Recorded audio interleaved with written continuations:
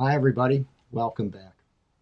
Last time, we left the English Parliament in 1709, having just passed the Statute of 8 Anne, which created the first recognizable copyright in intellectual goods that we've seen in the law.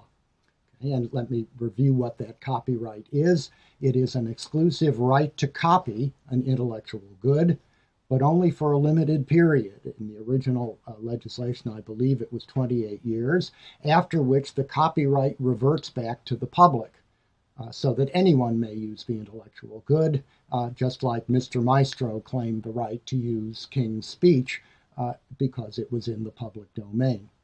So as you can see, this property right, copyright, is a rather peculiar right. It's very much unlike the natural rights of Locke, at least because obviously it has that limited duration, and as we'll see, there are other limitations on the use of copyrighted intellectual goods by the copyright owner and others that make copyright very different from ordinary Lockean natural rights, property rights that reflect that point of view.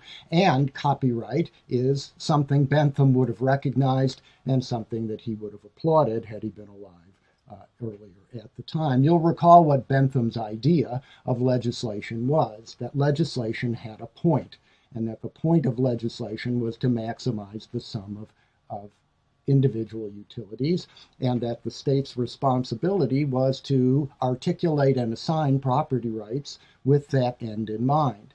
So the rights and duties of copyright are to be created by law, Bentham would argue, not by God, and their purpose is not to protect anybody's rights for their own sake, as Locke suggested the purpose of government was, but copyrights are created to facilitate the maximization of social utility. And in order to do this, Bentham said, you had to think carefully about what the law would do, how it would work, and how it would balance the various interests that were involved in the subject of the legislation, so as actually to produce a piece of legislation that promotes the maximization of social welfare. And indeed, this is what the Copyright Act, the Statute of 8 Anne in 1709 did. And you can see this by a comparison of copyright, the rights that copyright awards to a copyright owner, and the rights that ordinary property right holders have in their property. Consider, for example, my watch, the piece of property we talked at right at the beginning of the course. I have perpetual monopoly ownership of that watch. What that means in more modern parlance is that I have a perpetual monopoly on the ownership of the right generally to possess the watch and to use it on my wrist to tell time. The monopoly part of the ownership means that I'm the only one that owns that watch. Other people own other watches, and people can buy watches of various sorts from large numbers of people. But if they want my particular watch, the only person they can buy it from is me, because I'm the only one who owns that watch. So my ownership of the watch, in informal parlance, is a monopoly ownership. I'm the only one, and it's perpetual. I own this watch for the rest of time until I decide not to own it any longer, either by selling it to somebody else or by giving it to somebody else. My ownership of the watch doesn't expire, that is, at any particular time.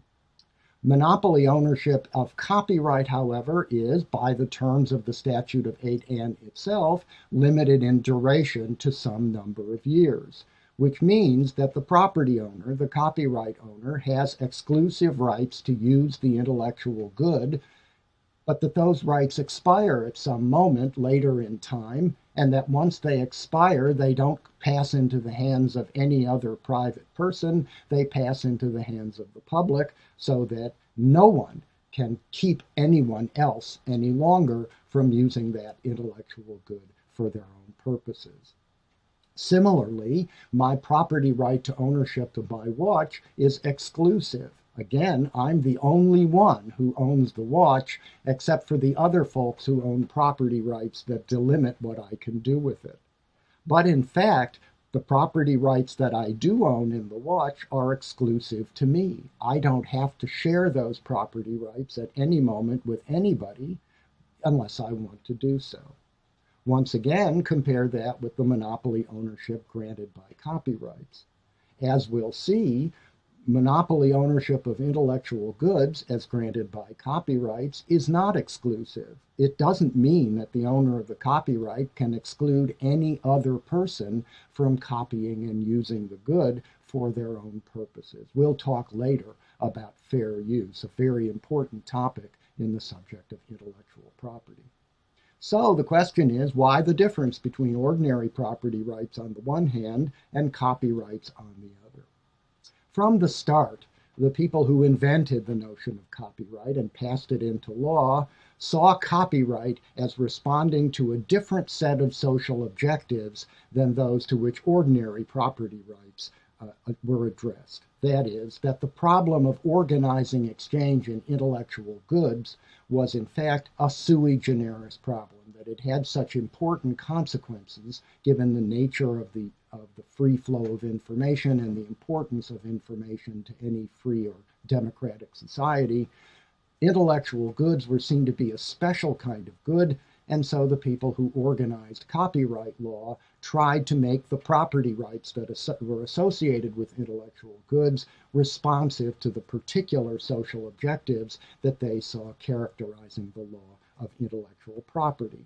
And those two objectives, which the copyright law has always tried to promote, are one, to provide incentives to create and publish intellectual goods.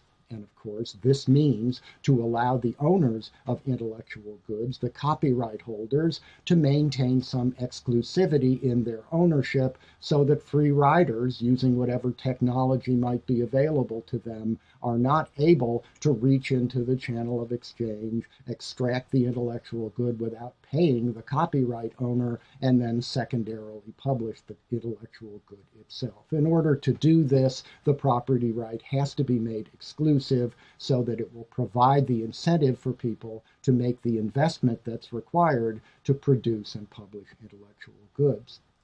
On the other hand, and I suppose this is the thing that the people in the 18th century thought distinguished intellectual goods from others, was that obviously we have a social interest in ensuring the widest possible distribution of intellectual goods. Intellectual goods inform and educate and entertain and enlighten and perform a crucially important role in any modern culture. Indeed, in any free culture, they're the lifeblood of the freedom of that culture.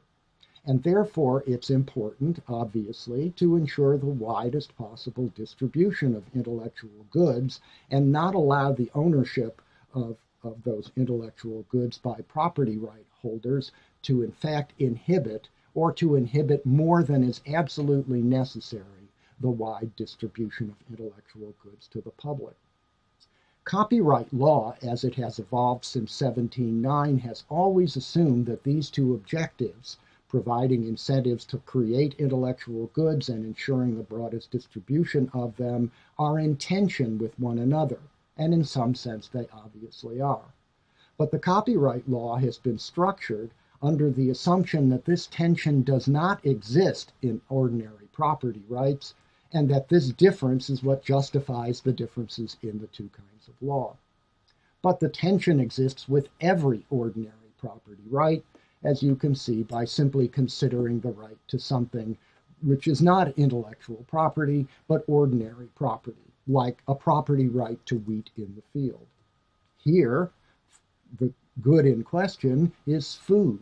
And if there's anything in the world that's as important as the free flow of ideas, it's that people get the food that keeps body and soul together and gets them through the day to put them in a situation where they're able to appreciate the consumption of ideas. So there's nothing more important to a society than to ensure the widest distribution of food to everybody in the community. Nonetheless, rights to food are protected by ordinary property rules. That is, the monopoly that's held by the owner of that wheat field is exclusive. Nobody's allowed to come and take the wheat from the field without his permission, and this is done so as to provide owners with the incentive to produce, as we saw in Hayek's thought experiment earlier in the course. The monopoly that the farmer holds to the wheat in the field is also perpetual. He doesn't stop owning it after some period of time, again, despite the need to distribute those goods to people in the widest possible way. And this means that we simply assume not that people, if they wait long enough, can have the good for free, but that people who want it or need it enough will be able to buy it, and that they will in fact do so. Now, limiting the duration of copyrights is obviously a utilitarian policy, and it weighs the costs of preserving incentives to produce intellectual goods against the benefits of the broad distribution of intellectual goods. But the second limitation on the exclusivity of property rights contained in copyright, what we'll call, and indeed what the law calls, fair use, is an even more striking instance of Bentham's influence. There's nothing like fair use in ordinary property rights. Only intellectual property rights, that is to say copyrights in particular, have a doctrine of fair use associated with them. The doctrine of fair use traditionally is said to date from a single important court case decided in the United States in Massachusetts in 1841. Back in those days, there weren't all that many judges around to listen to federal litigation, and so the justices of the Supreme Court of the United States, as they said, rode circuit. That is, each of the justices was assigned a particular portion of the country, and for some period in the year, those justices stepped down from their position as justices of the Supreme Court in Washington and traveled around their circuit, hearing federal cases and deciding them authoritatively. This was done in New England in 1841, and Justice Joseph Story of the United States Supreme Court was riding circuit in Massachusetts and heard a copyright case, in which, in his decision, he instituted the theory of fair use into American law. Citing the need for literary and scientific criticism and the broad distribution of intellectual goods to educate and enlighten the public, Story set out a theory that legalizes uncompensated use of intellectual goods under certain conditions. That is, fair use means that people can take the use of a copyrighted intellectual good away from the owner of the copyright while the copyright is still in force without consent or compensation to the owner of the copyright. But Story said this obvious violation of the copyright was limited to specific circumstances, and there were three of them. First, the use must have a public dimension. It can't be simply for your own convenience or your own entertainment or any other ordinary, even frivolous purpose to which one might put an intellectual good. The use that is claimed as fair must have that public dimension. It must be for an educational or a literary or a scientific or a critical purpose that somehow expanded human knowledge and transformed the use from purely private into public, producing benefits that would ultimately be realized by the larger society. Secondly, the entire work must not be copied. That is, the fair use copying can't serve as a complete substitute for the copyrighted work. What this meant was that scholars or critics could take notes on books that they had read, and that they could quote those books in scholarly articles or literary criticism of their own to illustrate their own articles or their own arguments about the work that they were criticizing or discussing. And this, of course, was very different than simply copying the entire copyrighted work wholesale, which would then pose a serious threat to publishers as secondary production or secondary publication. And this is suggested in the third of Story's conditions, and that is that the fair use must do only minimal economic harm to the copyright owner. No use, uncompensated, will do no harm, but some uses, like commercial uses where you steal somebody's intellectual good, publish it yourself, and try to profit from selling it at a lower price than the original publisher does, that produces enormous economic harm. But generally speaking, criticizing a book in print and quoting from it does not do any economic harm to the copyright owner because it doesn't substitute for purchasing the copyrighted work in the seller's host. This legalized theft of fair use, even limited in the way that Story limited it, is an obvious anomaly. This is clearly different from ordinary property rights. Imagine how a doctrine of fair use might work in the case of another good that we think is important to distribute widely and that we think produces benefits for very large numbers of people, and that good is milk. Milk is good for children, and healthy children are good for everyone. Just in the same way that intellectual goods are good for all of us, informed people are good for everyone. Yet, despite this, we don't force farmers to give small amounts of milk free to dairies, nor do we force farmers or dairies to give small amounts of milk free to children, even if those amounts are small, and even if the cost to the farmers or the dairies of giving those small amounts to needy people would be very little. Social norms may encourage the milk company, the dairy, or the farmer to share some milk if people were actually in need, but there's no legal requirement that they do so, and there's certainly no doctrine that requires them to do so under any circumstances. Now, the old fair use, as it came to be called, the fair use that comes out of Justice Story's vision of fair use, cost publishers very little before World War I. And this is because the copying of entire works, which was still forbidden even under the fair use doctrine, for private use, was still generally done by hand and was much, much more costly than buying the book from the copyright owner.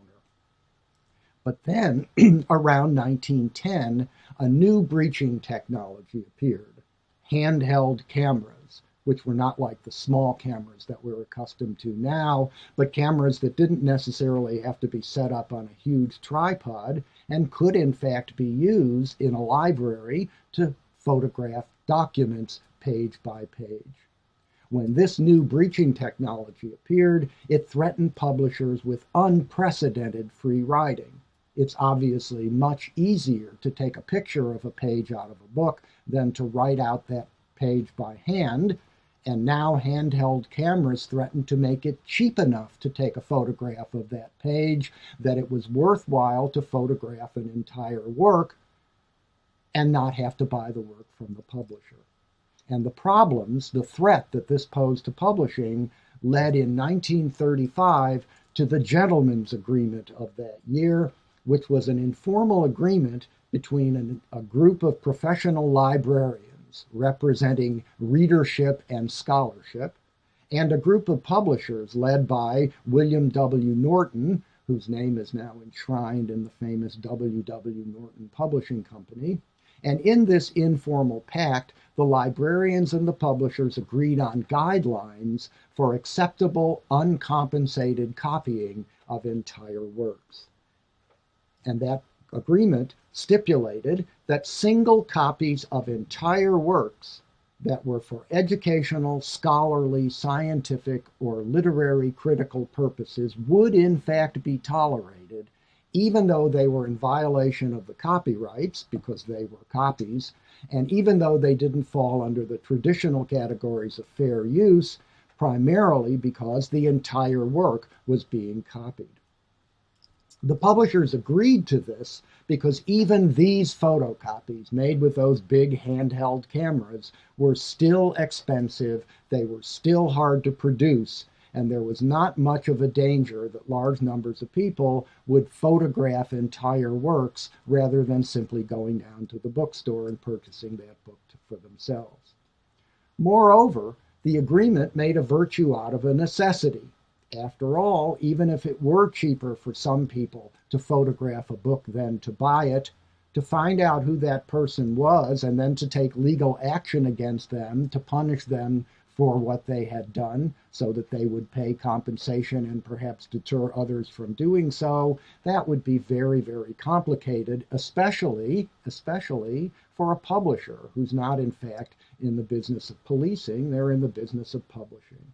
So policing small-scale violations with the cameras would have been extraordinarily expensive, and so the publishers were able to look magnanimous by simply conceding the legitimacy of such copying simply because they knew it wouldn't hurt them too much. But by 1968, this agreement would come back to haunt the publishers as advances in breaching technology would make the gentleman's agreement of 1935 quite obsolete.